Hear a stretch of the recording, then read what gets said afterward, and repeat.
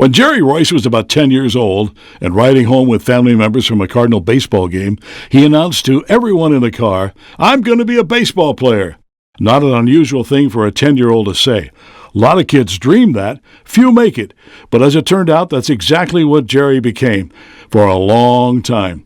He was a Cardinal second-round draft choice out of Rittner High School and won his first Major League game in 1969. In the spring of '72, Jerry wanted a raise from $17,000 to $25,000. Gussie Busch refused to go higher than $20,000, so over the $5,000 difference, the Cardinals traded him. Jerry Royce went on to pitch in the majors for an astonishing 22 years.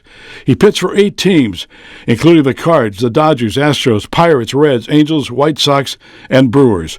The left-hander is one of 29 players to play in 4 different decades. 1980 was one of his best seasons.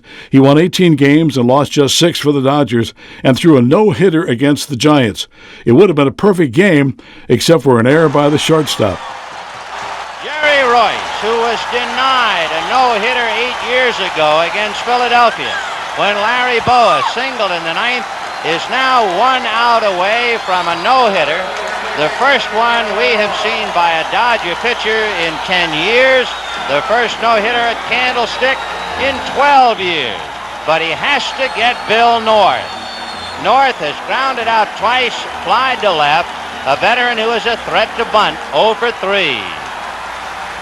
Even the Giant fans now, you can sense, are rooting. Royce got an ovation when he went to the hill to start the inning. Ball 1.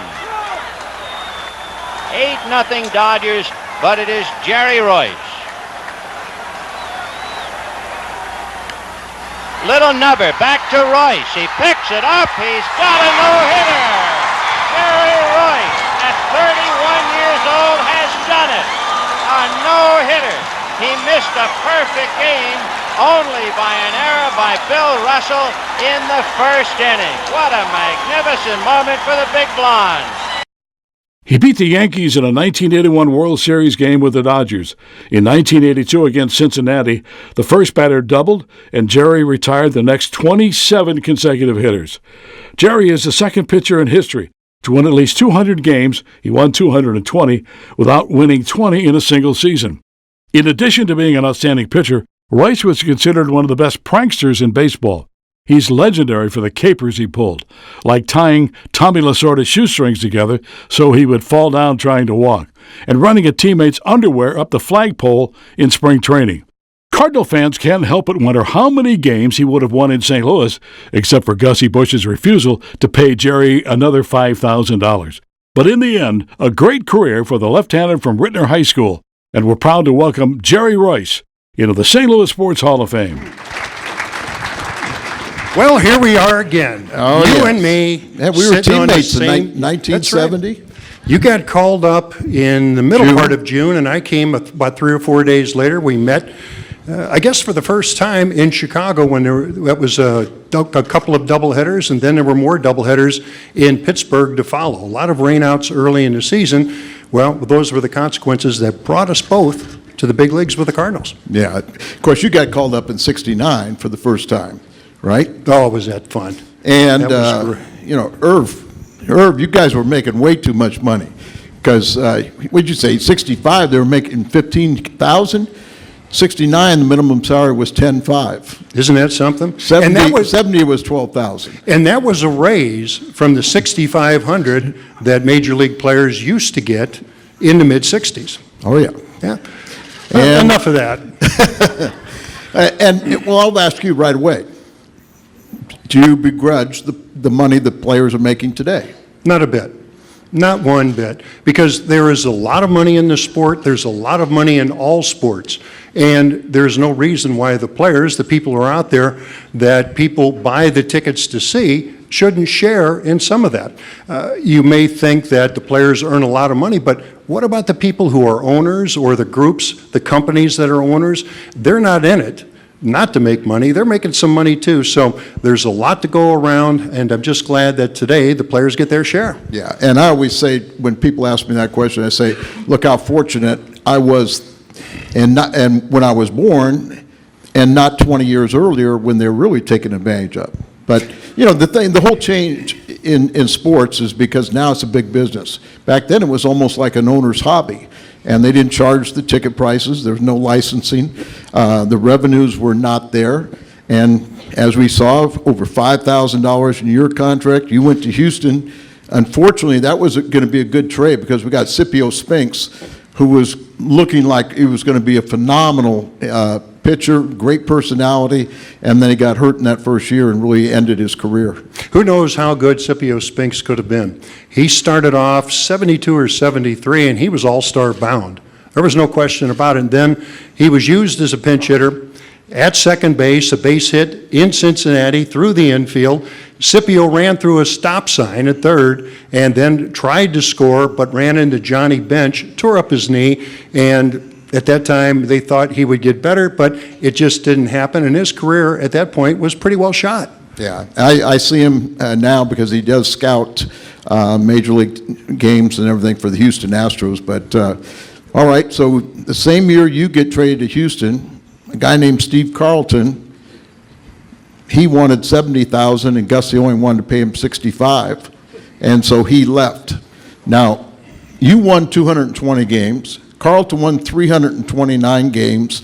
I figured it up between the two of you after you left St. Louis, there was 450 wins. How many pennants would we have won in the 70s when everyone says we were so bad?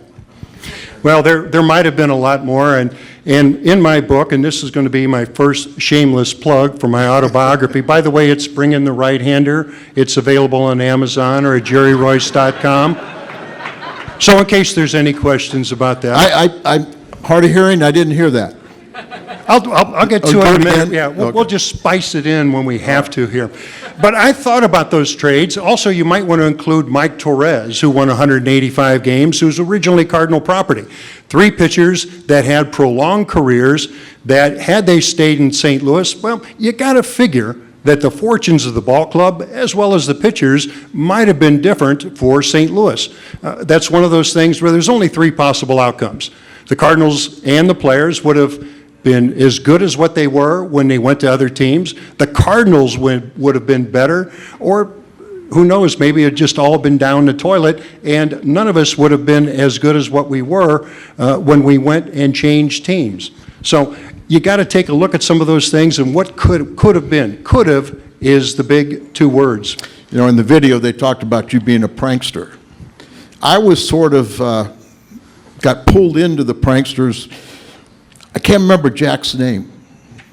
Jack Phantom, Nelson. remember he had the Phantom, what was his name? Oh, I played junior college with yeah, Jack Nelson was the name. Jack Nelson. Mutual friend, Southern Jack California. Nelson, and you had a little thing going on for years, didn't you?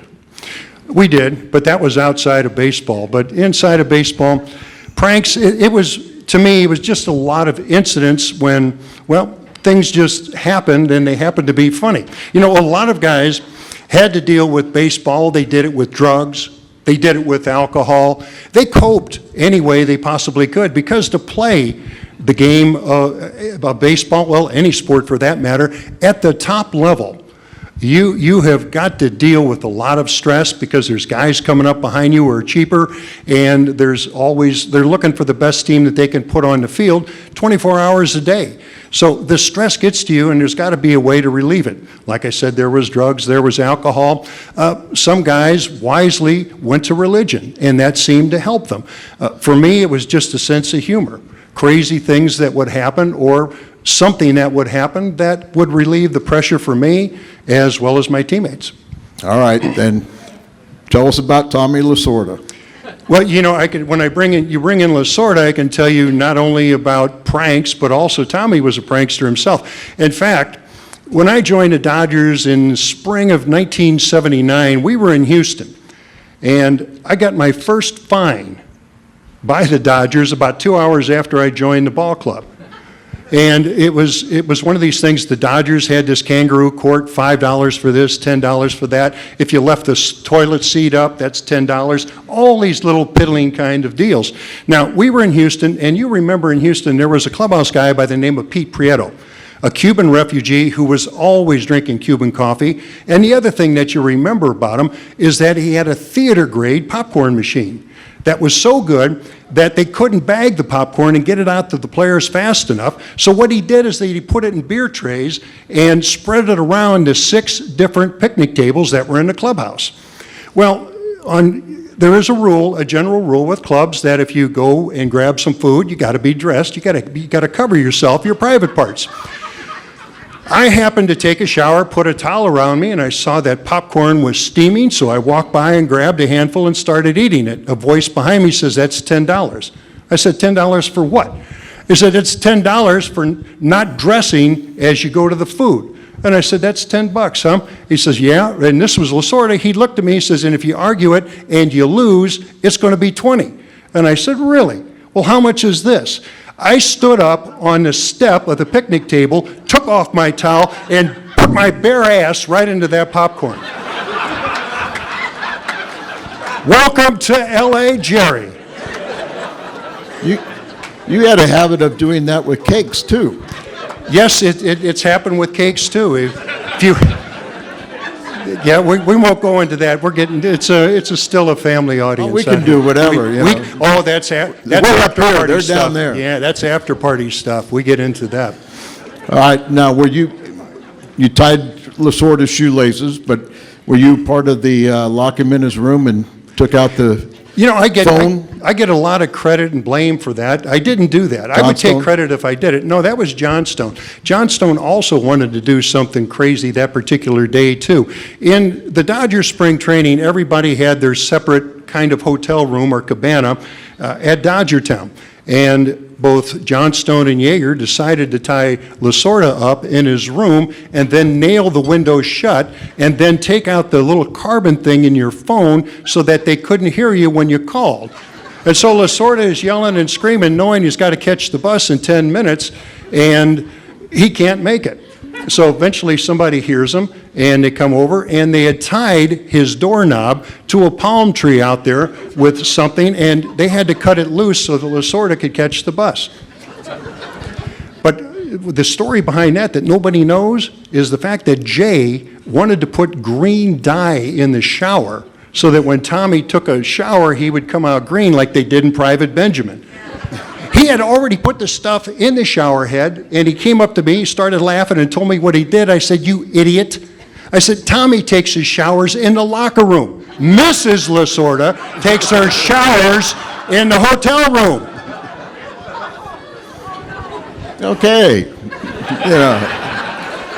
Another day in the life. All right. Let's do this. When you can think about St. Louis, we're young pitchers. We come up, and rookies to be seen, not to be heard. Did Bob Gibson ever tell you anything? Oh, let me tell you about Bob Gibson. He had a voice that could carry. That's the first thing.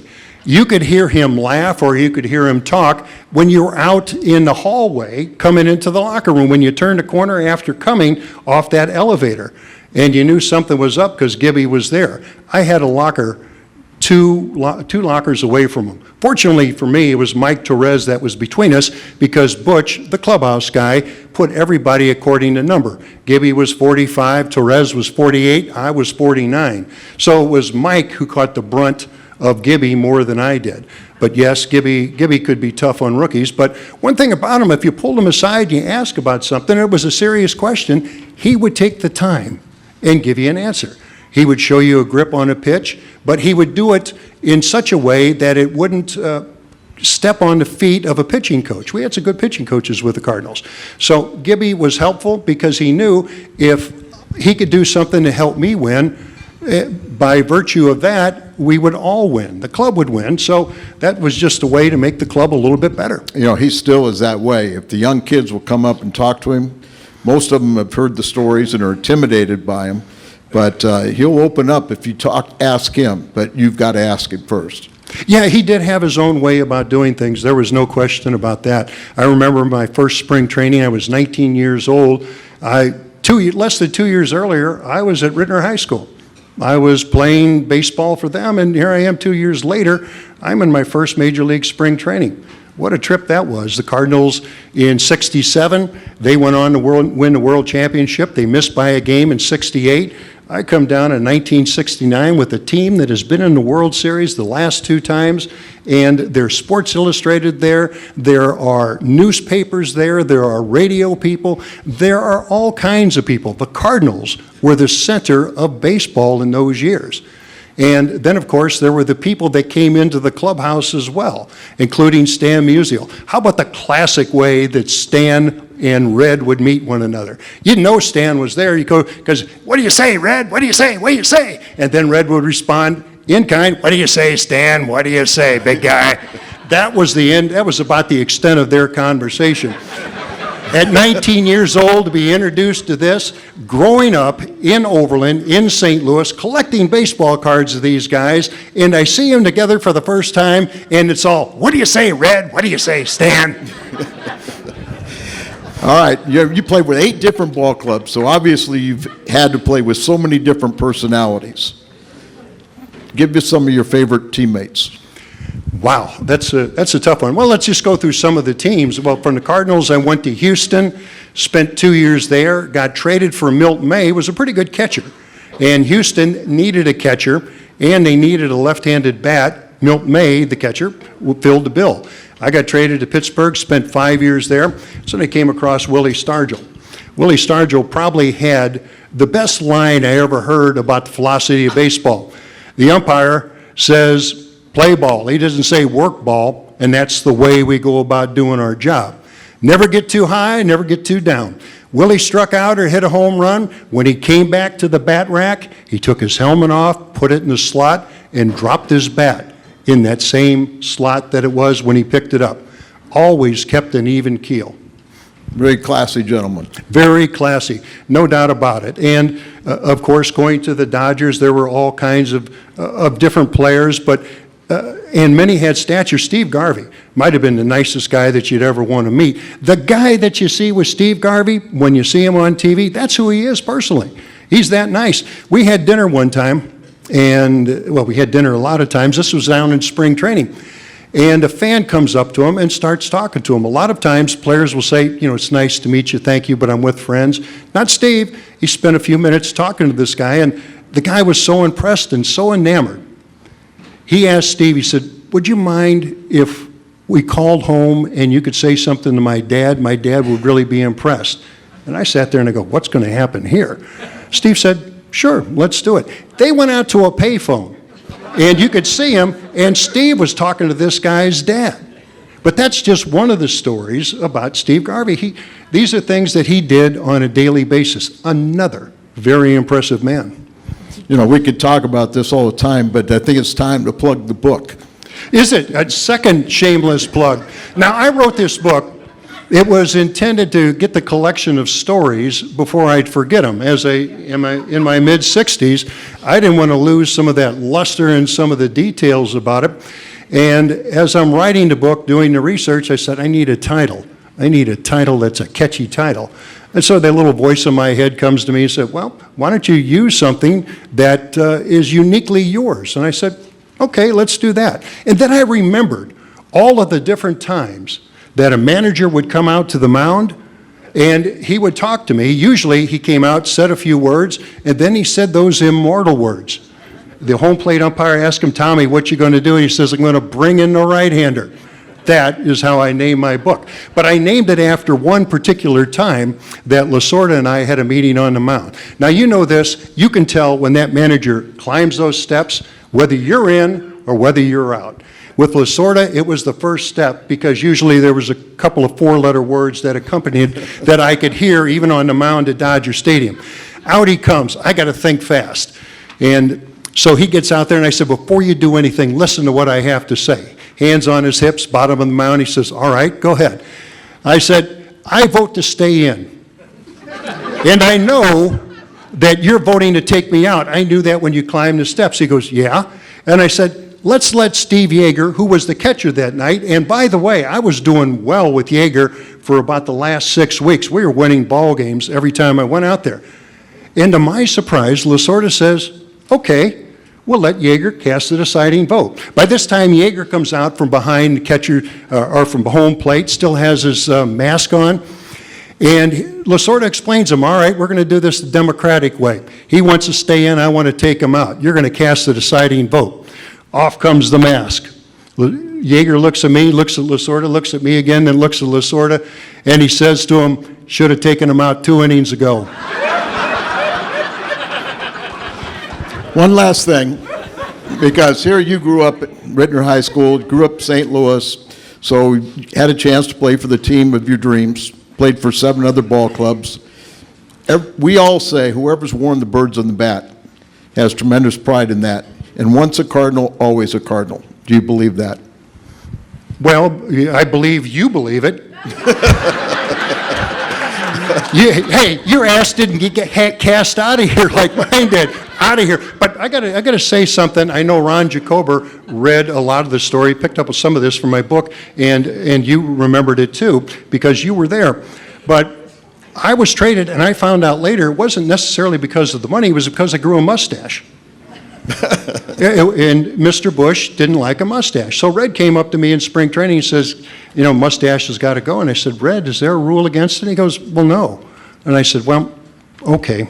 So I didn't think he was going to enforce it, but Mr. Bush stayed with it. This all came on the heels after Curt Flood and Mr. Bush had a problem some 3 years ago. Flood's gone.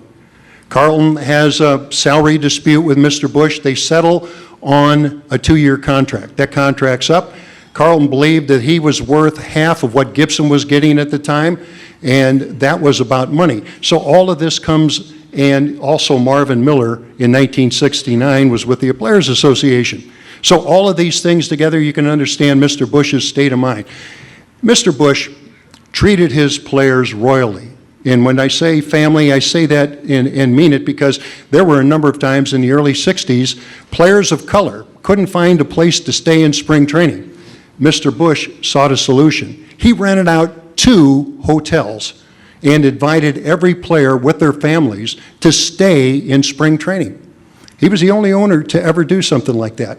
When Curt Flood had a child who was ill, it was Mr. Bush that got him the best possible help that he could. So he felt betrayed. So that was the frame of mind that he had. So that was the way it was in spring training. For me, it was about the mustache. I didn't find out until I met Bing Devine one day and asked him what it was about. And he said, sit down, I'll tell you. And he said, you got traded because of a mustache. So that was that. So now I forgot what the hell your question was. Me too, but, you know. Keep rolling. Something about birds on the bat. Oh, the birds on the bat. I was fortunate growing up in St. Louis when I did. You know, it takes a village in order to raise a ball player, any athlete, that's as far as I'm concerned. And the reason for that, because it takes so much interaction with so many different people along the way. And you have to have a little bit of luck and some talent to go along. I mean, if you and I had been born 1,000 years ago and could throw a rock 95 miles an hour, who would have cared? But we were born, when we were born, me in St. Louis, you in Fullerton, California, and I had a great group of people that taught me how to play baseball from a young age. Some of those people are here tonight. I want to recognize them. All you Rittner people, stand up and say, hey. There they are. They're back here. We won the state championship 1966, 67. You wonder what bounds people to each other for years, 50-some years? You go through something like that, you're going to see former teammates 50 years later coming to an event like this where I'm honored. Guys, and your wives, I can't thank you enough. But I had some great coaches. Lee Ingert was one of them. John Aylworth, who was the coach of Thoman Booth, American Legion team. And as I said, Lee, but I also had one in the minor leagues, and Tommy mentioned him, and that was George Kissel. Yeah. George had probably the best philosophy I ever heard about being a coach. And what George said, players don't care how much you know. Players want to know how much you care. And that was his philosophy. He lived by that. Very simple little sayings that made a lot of sense. Knock the birds off the chest. Yeah.